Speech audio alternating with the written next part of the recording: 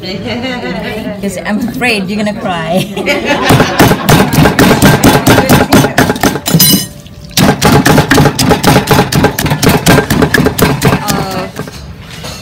Tomato cut in pieces, pounded a little bit. So we have the green papaya, and the seeds have been removed. It's hollowed out, and then using this tool, Just pull it down. you shred the green papaya. And add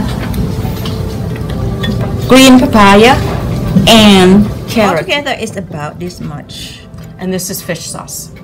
Fish sauce, sugar, and lime juice. Okay, just add in there and just mix. Pound it. If you don't have mortar, you can use like squeeze This part is pounding the papaya to make it softer. Order today. Smells so good.